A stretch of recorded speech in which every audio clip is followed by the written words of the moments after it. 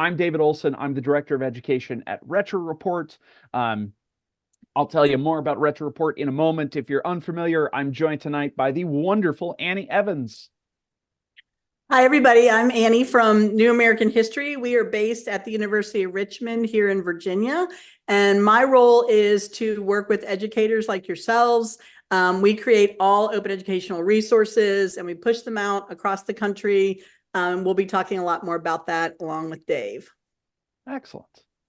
Annie is always a treat to work with. Not only is she wonderful, but the resources that New American History and Bunk and American Panorama and all of the million things that she's associated with are spectacular as well. So our goal for tonight, hopefully you're here to learn about the early civil rights movement. So here we're focusing on some resources in a sort of particular time period. So sort of post-Reconstruction to World War II, and even some a little bit beyond. I know Annie will tell you actually about a very special anniversary today that comes in that still sort of early civil rights movement, but post-World War II time frame. So yeah, I won't steal her thunder. But as we go through, both Annie and I are going to share a number of resources. The most important part, absolutely free, as Annie said, New American History is devoted to creating OER resources. At Retro Report, all of the things that we create are open and free, and we try to make as few barriers as possible for teachers to use them. So tonight we'll examine some of these resources that look at video and first-person narratives. A whole bunch of primary sources that you can integrate into your classroom, along with a ton of interactives, including a bunch of interactive maps. Annie's organizations make the best ones in the business, so we're happy to share them with you. If you have made your way here and are unfamiliar with Retro Report, welcome. Just a quick bit of background. Retro Reports, we've been around for a little over a decade now, creating short form documentaries. Our goal is to try to connect past and present and tell stories to give context to history and to help people understand what's happening in our world today. And we try to do so in a independent, nonpartisan manner. And doing so through short form documentaries. We're nearing 300 films now on our website that we've produced. Really happy about that. And a whole bunch of them are, so the vast majority of them are wonderful for the classroom. We have a ton of resources spanning all sorts of different social studies disciplines, English, science.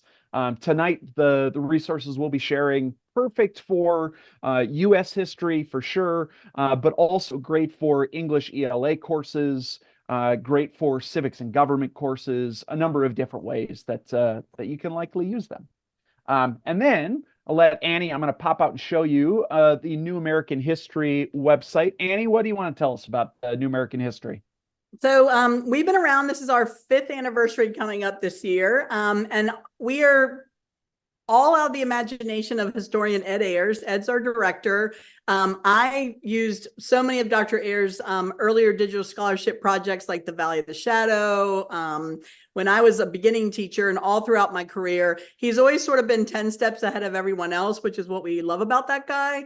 And as he was stepping down being the president of our university a few years ago, he decided he wanted to turn all of these projects he's been creating and making over the years, beautiful digital maps, digitizing archives, a tool called Bunk. And so he created what he called New American History, and it's new ways to imagine or reimagine how to engage students in talking about American history, having access to primary documents, and visualizing data through interactive maps and other ways to connect to the past. So along the top, the menu, there's if you hover over any of those topics, you're going to see we have a learning resources library. Under journalism tab, we have a tool called Bunk, which is a current events connection engine. And then recently we acquired the History News Network. If you were previously a subscriber to that, It's now part of the New American History family under audio, the Backstory podcast. Ed hosted that along with his friends for 13 years. We have all of those episodes archived. Video, we have a series called The Future of America's Past that was on PBS. We have those all there. Under maps, we've got a ton of digital maps. Under the archives tab is the Valley of the Shadow Project. If you just slide over to the right, Dave, under archives, the Valley of the Shadow Project is there. And then under scholarship, Ed's last two books, The Southern Journey and American Visions, we've created a whole suite of tools and resources that are free, whether you have the book or not, although they're both really awesome books. You don't need the book because we're giving it all away for free. All right, let's go, Dave. I'm excited. Excellent. Let's dive into some resources. So from the Retro Report end, we're going to share two different short films along with accompanying resources that we've produced really over the last couple months. So very new, wonderful resources. They actually both are part of a larger project that we hope to be releasing this summer. So stay tuned for that as well. So plenty more to come. This one takes a look at Ida B. Wells and sort of her accomplishments and legacy.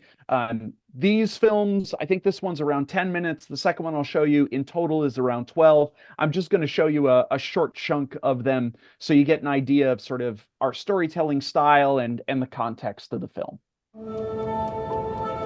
Ladies and gentlemen, good afternoon.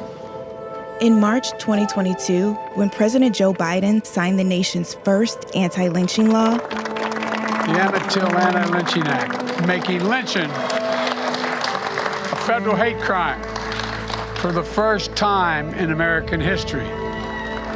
public historian Michelle Duster was there to represent her great-grandmother, Ida B. Wells, who organized the first campaign to make lynching a federal crime. Since my great-grandmother's visit to the White House 124 years ago, there have been over 200 attempts to get legislation enacted. But she wondered, why did it take so long?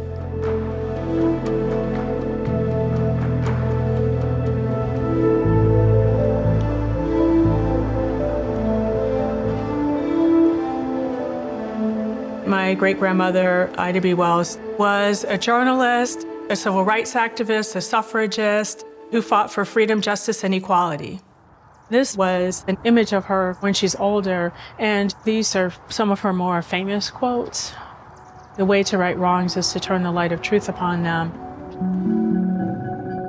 Ida B. Wells was one of America's first investigative journalists. She was born into slavery and came of age at a unique moment for Black Americans. Ida B. Wells grew up during Reconstruction. It was a very brief period of hope and a lot of progress when formerly enslaved African Americans were given rights to own property, to become formally educated, to get involved in the political system. There were just a lot of things that were changed from being property to actually being somewhat full citizens. Wells was the co-owner of a newspaper, the Memphis Free Speech. In 1892, when she was just 29 years old, 3 of her friends who ran a local grocery store were lynched when a white shop owner who wanted to put them out of business provoked a confrontation. She decided to write about lynching, and she used her platform to disrupt the status quo. And then she decided to investigate other lynchings to find out how many other innocent people were victims of lynching.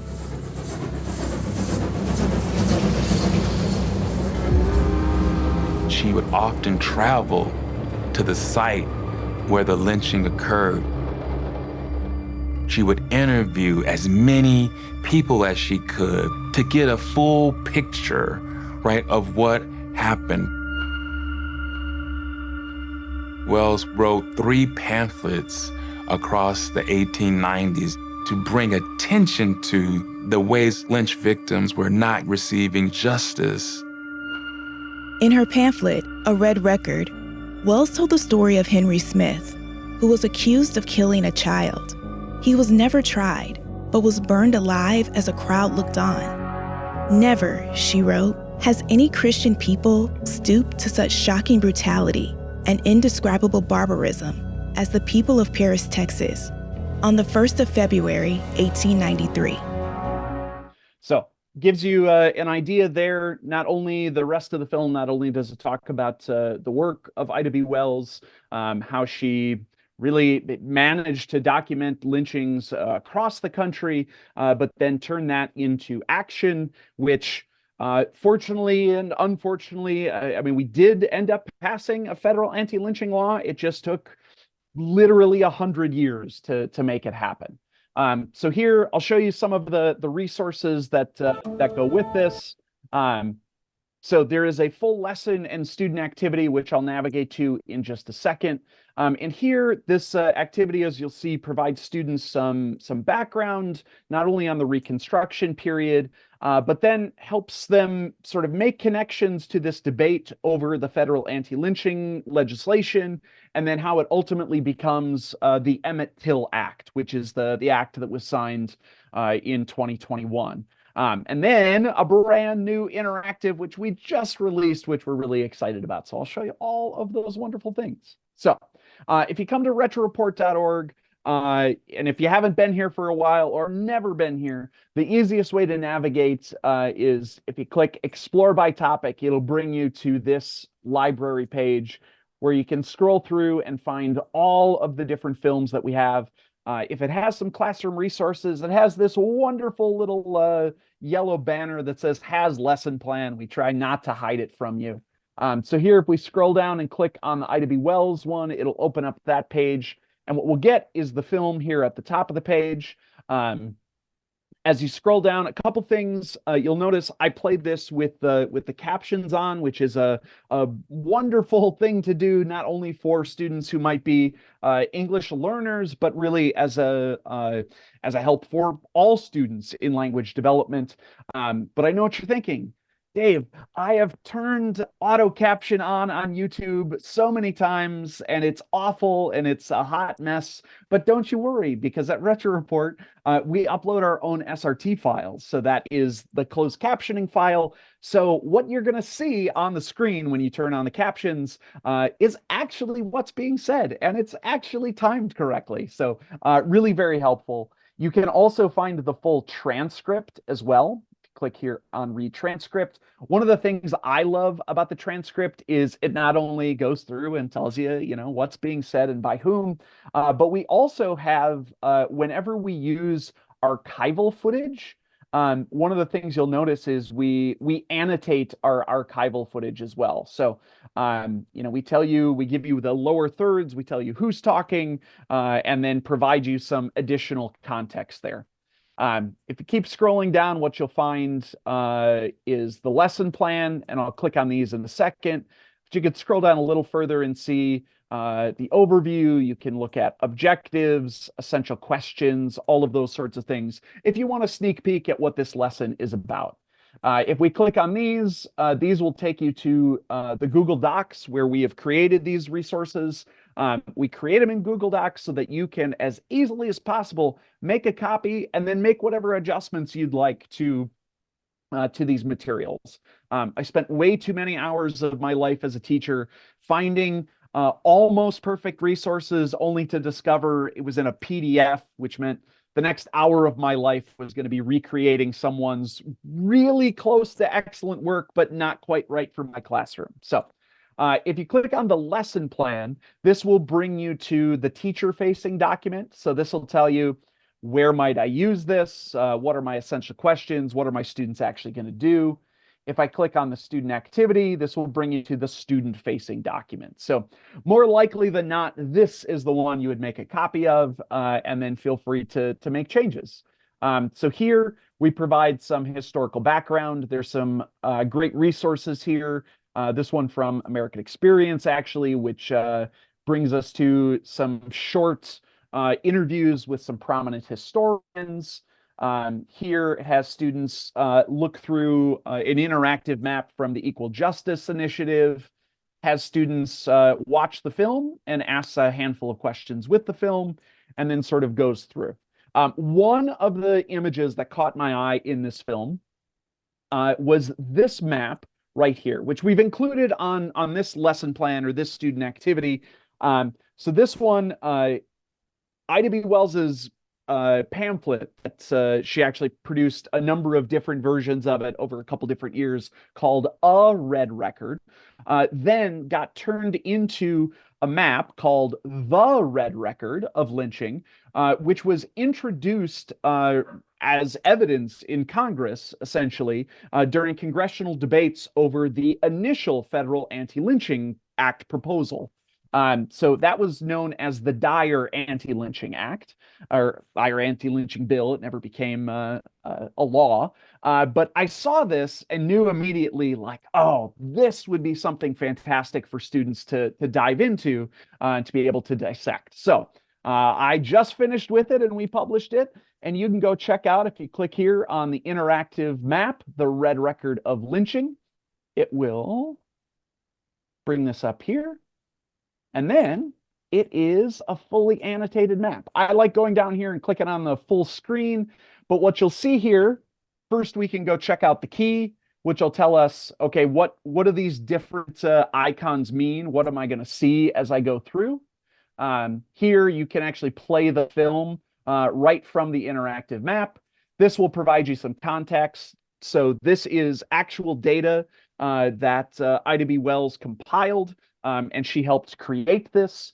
Was eventually introduced into Congress, actually, if we scroll down here, by Leonidas Dyer, who was a representative, a Republican from Missouri, from the St. Louis area. And one of the things, as I was researching and trying to find more of the backstory about this, one of the things that influenced Leonidas Dyer to propose this law was a massacre in East St. Louis, so right across the river from the district that he represented. So in 1917, a terrible race massacre in East St. Louis. Here, it's one of those where there is, terrible record keeping. So somewhere between 39 and 200 Black residents of East St. Louis were murdered in this attack. One of the things that this led to, just about a month later, was the Silent Protest Parade. It was one of the first events organized by the NAACP, and it involved a parade, a silent parade, with banners down Fifth Avenue in New York City to advocate for an end to lynching and for justice. They were also influenced as well by the Tulsa Race Massacre just a few years later.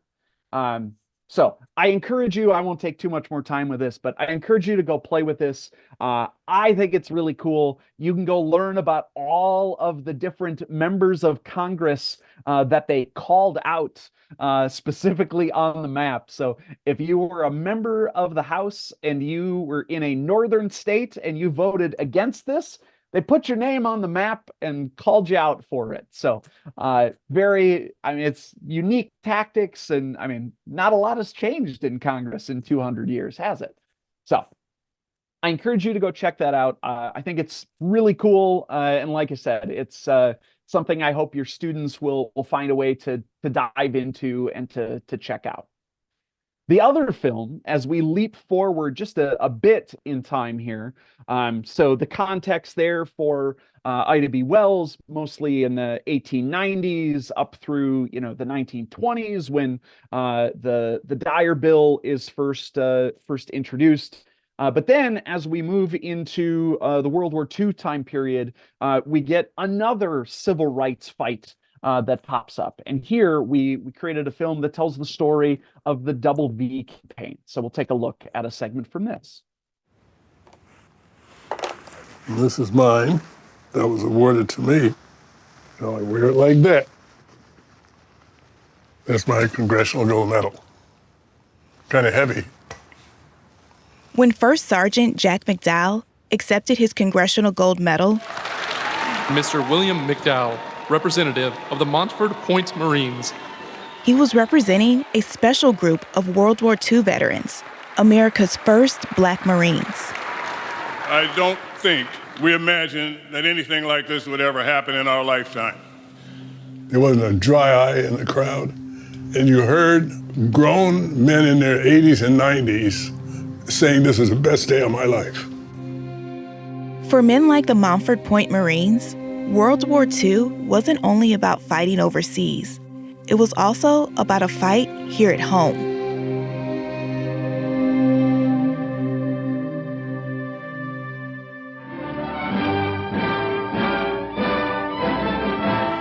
We must have more ships, more guns, more planes, more of everything. We must be the great arsenal of democracy. In the early 1940s, as the United States prepared to join the war, Black Americans were kept out of lucrative factory jobs. They were denied combat roles in the Army and Navy, which were fully segregated, and could not join the Marine Corps at all. The conventional wisdom at the time was that African Americans won't fight, thinking that we didn't have enough intelligence, smarts to understand orders. We're typically, because of our race, ignorant people with no talent. Thomas Holcomb was the commandant of the United States Marine Corps. He was famous for saying, if it came to 250,000 African Americans or 5,000 whites, he would take the 5,000 whites. But many Black Americans were angry about being shut out of the war preparations. President Franklin Roosevelt reluctantly met with labor leader A. Philip Randolph, who asked him to open defense jobs and military combat roles to Black Americans.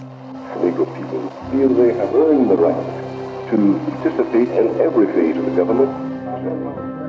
Roosevelt failed to meet his demands, so Randolph began organizing a 100,000-man march on Washington. This did not sit well with the president. The president, he said, we can't have 100,000 Negroes marching on Washington. If anything such as that were to occur, you wouldn't be able to manage them. He said, now let us get on to business here and find out what can be done. Randolph called off the march, and in exchange, the president created Executive Order 8802, banning discrimination in the defense industries.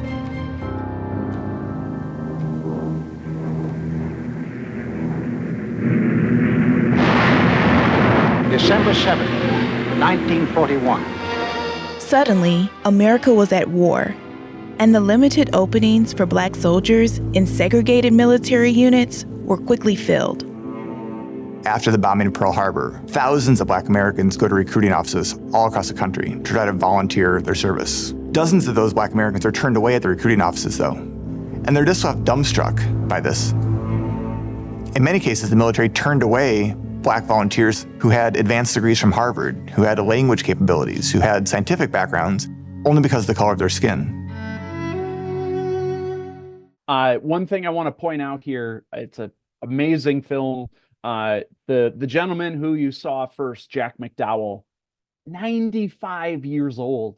I don't look that good now, and I'm in my early 40s. He is built tough, that is for sure. And an amazing human being on top of that as well. So a tremendous film, a really inspiring one. I do hope, majority of you here who I'm guessing are U.S. history teachers, as you're teaching about World War II and sort of setting the stage for learning about the civil rights movement after that. Sort of a natural place in your progression, in your content. This is one of those films that very easily can use to sort of set the stage and prime students for what's to come. So here, if we go to the Double V video page and scroll down again, we can find the lesson and student activity here. The student activity for this one, again, is like a lot of our lessons and resources, because it's a great way to dive in, is centered around primary sources. And here, I know I saw, I think it was Chuck who said something in the chat about one of the great reasons to use primary sources is because students often discover that, things like issues of race, and ethnicity, religion, gender, all sorts of different battles for equality. These aren't things that we just create out of whole cloth, right? These are things that show up in the government documents, in the maps that people create, in the documents that advocacy groups themselves create. And often, it's best to look, what did the people at the time have to tell us about these issues, and what can they tell us about their own context? It's a wonderful place to start. And also often removes the oh, my teacher told me that, bad things happened. It's like, well, no, it turns out the government told you about their own nefarious dealings, right? We didn't have to have the teachers say it. We let the documents speak for themselves. So here, this one starts with a quick analysis of a primary source, dives into some additional primary sources, including this artifact that I'll show you here. One of my favorite things about when I see the Retro Report films that are sort of in the works, they're not quite ready to be released, is to sort of look and mine them for great primary source materials, like the Red Record of Lynching map, or we saw sort of snippets of this handout here created by A. Philip Randolph and the group that he was organizing, right? And so what we find here is, the way this works in the lesson we've created is for a teacher essentially to give pieces of this to different students and have them try to build context for what is this document, what is it advocating for, what are they trying to say, and then having students come to look at it at the end. So here, trying to answer the question of why is it that we march, right? And what is it that the movement wants? Well, we can learn directly from the movement what the movement wants. So a wonderful way to sort of dive in on that one. And so here, like I said, this is a primary source focused lesson. We see some artifacts of the movement. We also end with not only Executive Order 8802, which is the prohibition of discrimination in the defense industry. But then what we see a little later on in the war effort would be Executive Order 9981. And here, this is the desegregation of the armed forces that doesn't come until 1948, right? And so here, seeing sort of the two bookends of major accomplishments when it comes to desegregation and things related to the military are a good way for students to see, what progress was made by activists in that relatively short amount of time, and how did the actions of heroic people like Jack McDowell influence those accomplishments? How did his actions lead to things like the desegregation of the armed forces? So really excited to share those. At this point, I'm going to turn it over to Annie, and she is going to share a whole bunch of amazing resources from New American History. And Annie, take it away.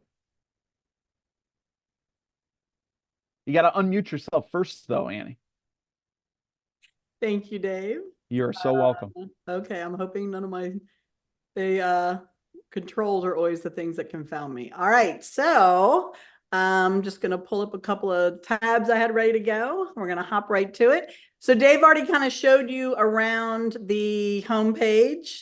And I won't be able to see you or see the chat because they're sort of in my way. So Dave, if you can field me any questions that are in, the chat or anything that you think I need to point out. So we've looked at the homepage. The first thing I want to share with you is Bunk. So to me, Bunk is sort of the connection engine that holds all the pieces of New American History together. And the first time that Dr. Ayers showed me Bunk, I said, this looks like a really nerdy Pinterest board. And he said, I don't know what that is. So I shared Pinterest with him and he laughed and he said, well, that seems like an incredible waste of time. And I explained to him it could be like any other piece of social media, but it also could be really helpful. So I showed him how teachers were putting Pinterest boards together on topics that they were going to be studying next week or next month. And then he sort of got the correlation I made there. So every day we have our archivist and our bunk editor and 6 or 7 students at University of Richmond constantly combing the internet for the latest journalism in any form, podcast, video, text, that relates something happening in the news today to something that happened in the past. And so, you know, the Columbine anniversary was this past Saturday of the Columbine school massacre. So Earth Day was also in the last couple of days, but there's all kinds of contents and this is constantly changing. I'm just going to click on this one here, and I have not looked at this today. So what you're going to get, you never know what you're going to get over here on the left. If it's an excerpt from an article from a newspaper or magazine, you're not going to get the whole article. If you want to read the whole article, it may or may not be behind a paywall. That's why we excerpt it, because you usually don't have time to read the whole article in class. But if you want it, we're going to give you a link to it. You also have the option to create your own small collections of articles. So wherever you see that button, Save to Collection, it's going to take you to this feature. You can push it out as an assignment where you add questions or directions in these little boxes, or you can let your students, if they have access to email, it does require email to retrieve it, but you can go through. On the right, you see a deck of cards. So whatever your original content was, in this case, it was an article about African-American perfectionists. On the right-hand side, you see these icons. These are going to change depending on what piece of text you originally started with and the different types of connections you make. It's sort of a choose your own adventure. So I used the idea icon. So this is telling me all these tags in the middle are telling me all the associated topics that these 2 pieces of content have in common: Black radicalism, activism, civil rights movement. Since that's the theme tonight, I'm going to click on that tab and let's see. Turns out we have 677 pieces of content today on the civil rights movement. Come back next week, that number is likely to change because we're constantly adding new content. Then there's other associated tags down here. So if you want to drill down something a little bit, you know, more specific, you can do that. We also added a mapping feature because we really love maps at New American History. This is going to show you where all the content on that particular topic is, and it geolocates it. So this is for when you're teaching kids and they say, oh, you know, nothing ever happens around us. Well, yeah, it does. So here's an article if you happen to live in Clarksville, Tennessee. Here's something that relates to that topic from the civil rights movement. And so you can also just put in the name of your town. So I'm going to put in Charlottesville because I live outside Charlottesville, Virginia. And 2 things pop up: the Unite the Right rally as a topic, but also the location. So I'm going to click on the location. There are 43 pieces of content that have something to do with my own town of Charlottesville, Virginia. So there's lots of different ways for you to be able to search.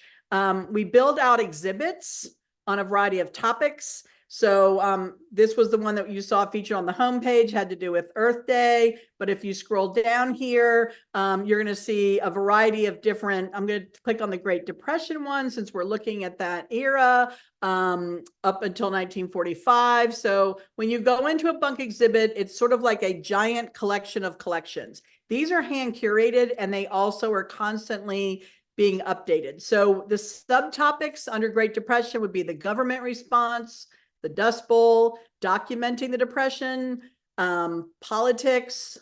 The right arrow takes you over if there are any others. I'm going to click on one of those subtopics, and here's 13 pieces of content that have something to do with ways that we documented the Great Depression.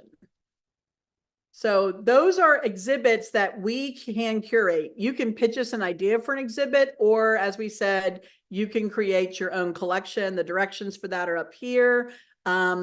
Under that. And then if you want to go to the map, you can also search for a topic by location. So if I type in, I'm going to do lynching since Dave, you can either do lynching or lynching photography more specifically. I'm going to do that broader topic of lynching. So this is showing you where all the content is that we have on the topic of lynching. And if I select a piece here and click on it, it's going to take you straight to that article. And then it's also, again, here's all the other tags. So there's Ida B. Wells, which was in that beautiful film that Dave shared. And so here's all the content we have on her. So you can see how you can go through Bunk and approach it from a lot of different angles. In addition to Bunk, probably the next biggest piece of New American History is our digital maps. I really love the map that Dave shared, the interactive map of lynching. We have a similar map built into our lynching learning resource, but I told Dave when he showed that to me a couple of days ago that I'm going to embed that one that he created into our lesson because it's awesome. And oh, I forgot to show you one other thing on Bunk. Dave, how could you let me forget Retro Report? Retro Report early on was a partner in Bunk. So a lot of, if not all of the videos, if I search for Retro Report, 108 Retro Report videos or content that has something to do with Retro Report or mentions Retro Report are currently in our Bunk ecosystem. So wherever it says partner, it's a outright Bunk video. YouTube has some new restrictions on there. Normally you can play it right within there, but apparently YouTube now, for anything that's a sensitive topic, makes you play it on YouTube. But you can still pop back over here after you watch it on YouTube and view those connections. So a lot of Bunk content is in the same ecosystem, so to speak, as Retro Report. So it's in there as well. Okay, so our maps, American Panorama is our digital atlas, and we are constantly creating new ones and updating our current maps. The one that most of you have probably seen, and Chuck mentioned that he actually used it this week, is our map called Mapping Inequality. This is a map showing redlining in the New Deal era. We already saw FDR in the other film that Dave shared. So I'm going to go out to Mapping Inequality. If you have not looked at this map since December, you might be thinking, what happened? This doesn't look what I'm used to. We have given this map a very large update. We've added 100 new cities to the map. All of the learning resources that my team creates to contextualize this map and the 3 other related maps. We have another map on urban renewal. We have a map that kind of shows where the formerly redlined and yellow and blue and green line cities are now, how they would score in the modern era, looking at ongoing public health effects, and a 4th map, which is a case study of 4 cities looking at the environmental impact of people living in formerly redlined neighborhoods. So all 4 of those maps kind of came out of this original mapping project. So when you click on Explore the Map, you notice these kind of bullseye markers. These are the original Homeowners Loan Corporation cities that were mapped out during FDR's administration during the New Deal era when they were trying to recover from the Great Depression. And so if you click on any of those cities, you are going to get a few options here. You can add, you're going to get the original Homeowners Loan Corporation maps. We have digitized all of those. You also, over here on the left, are going to get the area description. So when I click on any particular neighborhood, on the left, we have transcribed the original sources of those, or you can look at the original primary source document and zoom in, and you and your students can look at that as analyzing a primary source. We also just added, for many of the cities, not all of them yet, but we're working on it, these amazing essays to provide context. So again, if you haven't looked at Mapping Inequality since December, or if you weren't even aware of the map until this evening, these essays are written by scholars all across the country. They've embedded images, smaller inset maps, links out. So whenever something is mentioned that's geolocated, it's going to zoom in on the map to show your students what part of the map they're currently talking about. This is a tremendous resource. It's going to link out to additional content, to provide for students. This one is taking them out to a primary source on the Internet Archive, so they can look at the original text, and then you can pop right back over to the map. We have lessons to explain step by step how those work. I'll show you those in a moment. The other piece of our ecosystem is the auditory piece. This is Backstory. I don't know if any of you are Backstory listeners. I listened to it when it started off as a radio show early on in my teaching career, and then later when they converted it to a podcast. For 13 years, every Friday, an hour episode would drop. And about 3 months into the pandemic, we had already decided that Backstory was going to end after 13 years. Unfortunately, it ended, during the pandemic, so we couldn't have an in-person celebration like we had planned. But I used to, have to fast forward through these episodes to get to the good stuff, so to speak. And what we found was a lot of teachers just wanted that 4-minute clip here, that 6-minute clip there. So now we have added individual segments. So I'm just going to put a random topic in here. I'm going to put in Great Depression. Here are all of the either full hour episodes or individual clips that have something to do with that topic. And you can share those. It gives you the URL. You can pop that into your Canvas course or your Google Classroom. It'll take you right out to the episode or the segment. They all come with transcripts. So again, if you want to have your students annotate those as they listen along, we have a lot of the Backstory content embedded into our learning resources. So that's there. The Future of America Past is a PBS series that Ed hosted for 2.5 seasons. Again, kind of cut short during COVID, but they're half-hour episodes. So you can watch a half-hour episode and do activities within there. These are our two, what we called pandemic shorts. One of them is looking at the 1918 flu pandemic, comparing it to COVID, and also polio vaccine, comparing it to the COVID vaccine. But the episode I wanted to highlight tonight, today is Barbara Johns Day, which is celebrated here in Virginia. But if you don't know the story of Barbara Johns, she was a 15-year-old girl who led a student walkout at the Moton High School, and she was part of the Brown versus Board decision. Eventually, her small high school in rural Farmville, Virginia, became part of the Brown versus Board decision. And so today, every year they celebrate her. The museum is in the former high school building, and she is part of that. And that episode is called School Interrupted.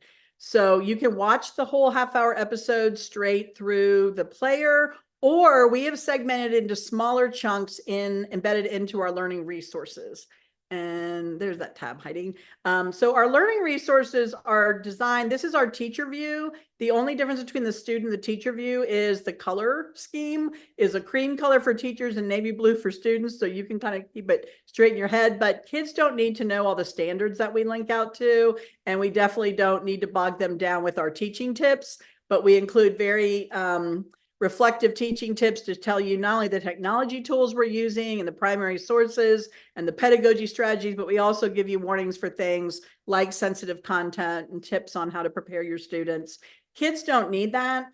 Once you get into the actual lesson, though, it looks identical to the student version, which is up here. So when you click on that button, you see it's navy blue. It says for students instead of teachers.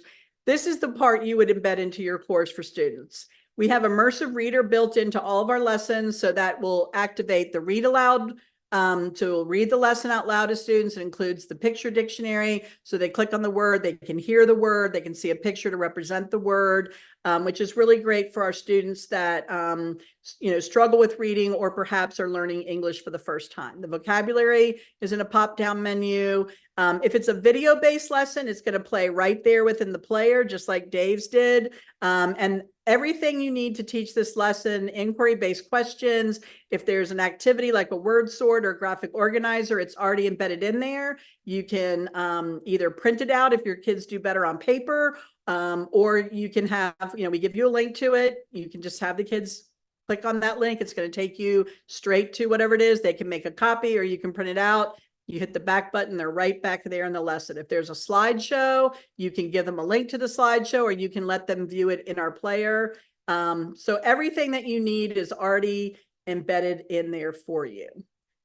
We have over 100 lessons in our learning resources. They embed, like I said, pieces of backstory, video clips, audio clips, our interactive maps.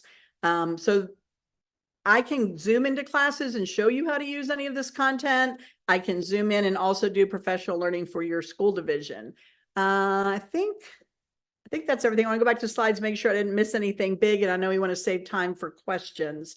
I have a ton of maps I could show you. I just, I know we don't have time to do everything. So the slides that I included are just sort of your takeaway. There's images from the episode with Barbara Johns.